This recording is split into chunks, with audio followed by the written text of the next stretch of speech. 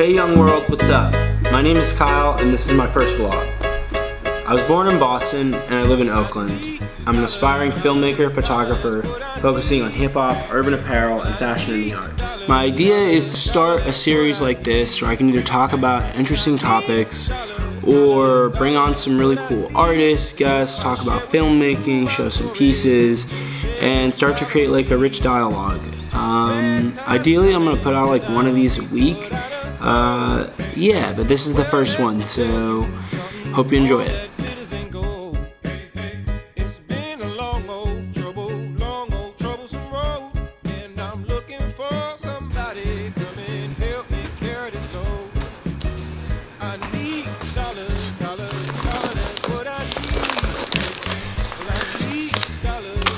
I went down to the basement and I did two things. I never fully unpacked when I moved here like 6 months ago. So I went through the last box of stuff that I had and I found a couple of things. Old license plate from when I had my Nissan Altima in college. RIP White Ghost. Some snazzy 95 Air Maxes from Boston that I bought at Bodega way back in the day. And a pair of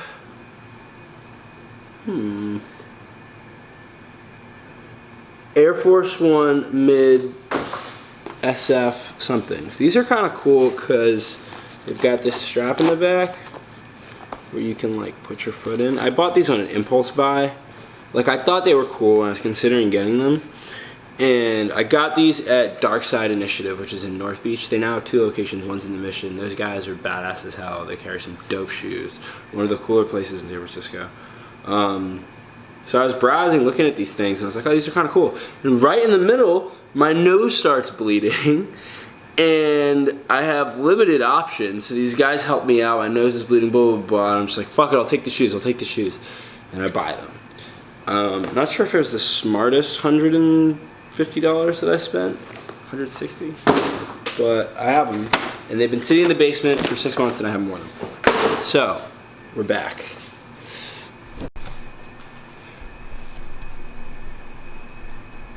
Got some smudge on my lens.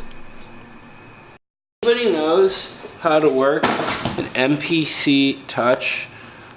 I know how to map the buttons, but I can't figure anything else out, so I'd really appreciate some lessons.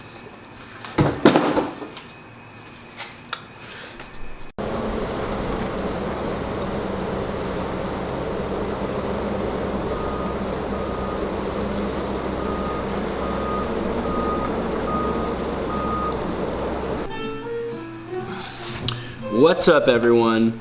I was thinking about what to talk about today, and I got a call from Foot Locker in Berkeley telling me that I won a pair of Yeezys. In particular, they are the gray Yeezy Statics, which just launched the day after Christmas. And as I believe you don't actually win the shoes, you win the right to purchase them. I've been through this before because I furiously wanted a pair of Yeezys last year, a year and a half ago, and I went through all of the stops to try and get the early pairs. I went on the Adidas app, I went on the in-person raffles, which actually worked the best. As you can see, I won. Trying to get a pair. Of course, these ones don't come in my size, so I have the option to pick up the Yeezy Statics in size 5, 6, 7, or 9. It's not extremely useful to me, so I think I'm probably gonna flip the shoes or give them to someone as a gift. They're selling for $325 and retail is probably $225. Now they probably match really well with this Adidas hoodie that I got, which I actually got on bargain, secondhand from, it was probably not even worn, but I got it from Buffalo Exchange in Berkeley. And this is a sweet find. I was super happy about this. It was like 30 bucks, even though it retails for like 70 or 90. I wear that all the time. So it would match well with that, but they don't have my size. They might have the 12s on Friday, but I'm not really pressed to buy another pair of Yeezys. Like, I don't think it's a good use of money. There's no way the shoes are really worth $250. But it's a really good analysis of a price model market and like how you sell hype, right? Like the same thing that's going on, or that went on with Yeezys the last 2 years, is the same thing that went on with like Supreme or Off-White or any of the hot brands that are selling right now in streetwear. And if you think about it, it's obviously supply and demand. People want what's cool right now. They want to buy like brand equity, basically. Like, I don't know if that's the correct term, but they're buying into the brand rather than the actual functionality of the shoe, whatever it is. And there's a huge markup on that. The shoes retail for $220, which is ridiculously expensive to begin with. You can get Ultra Boost for like $180. They're a more functional shoe. And they resell for, or they used to resell for like $500, $600, $700, the early pairs. The original Yeezys resell for over $1,000 right now. It's absurd. It's like walking around with like a Rolex of shoes on, or like Jimmy Choo, something like that. I'm not opposed to that if you want to flaunt or look cool, or if you're really into stylistically what the shoes are. But it's like a really interesting, analysis of why, Kanye, like, people don't believe in Kanye, right? Like everyone's railing on Kanye for supporting President Trump, yet the shoes come out and everyone's running to go wait in line at like a store around the block to even get a chance to buy a pair. It's a really good analysis in marketing, and it shows a lot about, Kanye has really like put Adidas on the map as like a hot brand for 2017, 2018.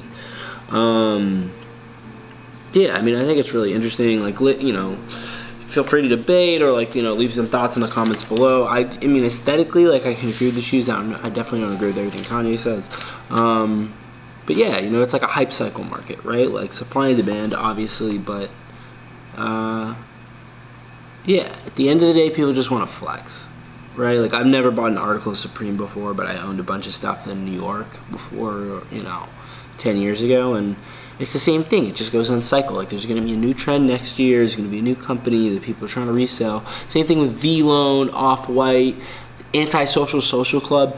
You can make I could make knockoff Gucci or knockoff Antisocial Social Club for like probably $20 an article of clothing. It's literally just a t-shirt.